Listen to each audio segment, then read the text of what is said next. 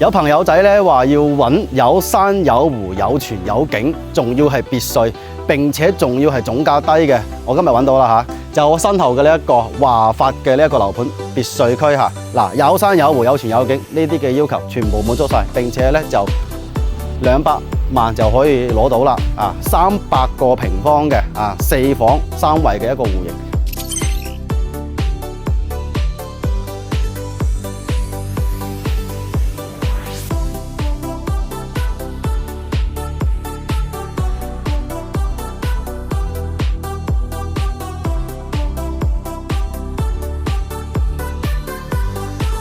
咁我哋入到嚟咧，呢間屋苑咧就會有一個 T 字形嘅花園啊！呢個私家花園都係屬於你自己嘅。咁並且咧可以見到負1層嘅呢一個負1嘅花園。OK 我哋入到嚟嘅呢個屋苑入邊咧，咁呢度會有一個下沉式嘅會客廳。呢個廳我比較中意啊，做咗一個下沉式嘅會客廳之後，會做到主客分離咁嘅感覺。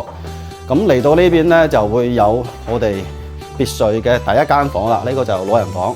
咁呢邊咧就主要係一個公衛同埋一個飯廳我哋嘅廚房為主啦。咁一個 L 型嘅廚房，嚴格嚟講咧都應該夠用嘅咁呢邊嘅話咧過咗去咧就會有一個側面嘅花園嘅睇睇。OK 啦，咁呢邊咧我哋就上2樓睇睇。呢邊嘅話仲會有一個公廁，今日會有一啲小姐姐喺度做活動，所以嗰個廁所我哋暫時就唔展示住嚇。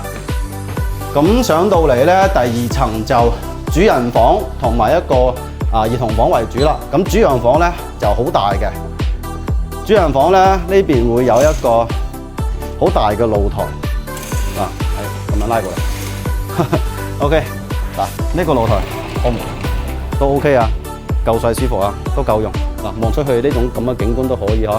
嚟睇下我哋主人房呢個衣帽間衣帽間加埋個浴缸，成個衣帽間加埋一個主套，呢種感覺面積嘅話係夠使嘅。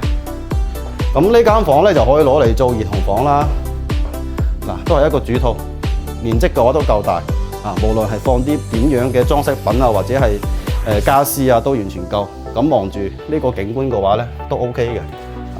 上面嘅話咧就以2間房為主啦。咁再上一層咧，呢個就係我哋嘅私家空中花園啦。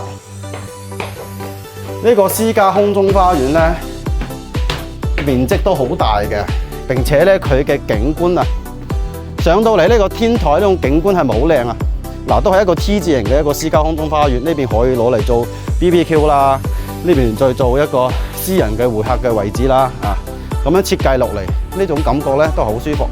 攞嚟養老咧，肯定係 OK 冇問題嘅。呢邊個空氣咧好好因為呢邊靠山背湖風水同埋個空氣都好好。睇下呢種感覺，望出去係咪好靚？OK， 我哋而家去睇下佢嘅負1層。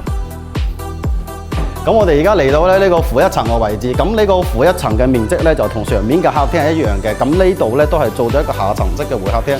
呢邊咧就做咗一個茶台嗰邊嘅話咧就會有一個私人嘅會客廳。咁呢度咧，如果你覺得你間屋苑咧，如果係房間唔夠用咧，可以再改造多3間房出嚟1間2間，再加到一個雜物房嘅。咁呢邊咧就會有2個下沉式嘅呢個地下室花園啦。呢邊一個細嘅，呢邊一個大嘅。咁呢個大嘅話咧都可以設計一下係嘛，平時可以攞嚟呢度種下花養下花做一個戶外嘅呢個品茶嘅呢啲咁嘅設施都 OK 嘅咁呢個別墅咧300個平方，然之後咧總價大概係200萬左右。咁如果對呢啲咁樣中意養老養生然之後中意呢啲咁嘅生態環境嘅話咧，呢度係會比較適合嘅咁但係周邊嘅呢個配套設施嚟講嘅話咧，相對就唔係話非常之豐富。但係咧呢邊出去咧，去商場去呢啲咁嘅市場學校，大概都係10分鐘左右嘅時間。但係咧佢呢邊就係屬於叫做靜中帶旺嘅一個咁嘅區位。好啦，咁對呢一個別墅區有興趣嘅 call 我嚟講。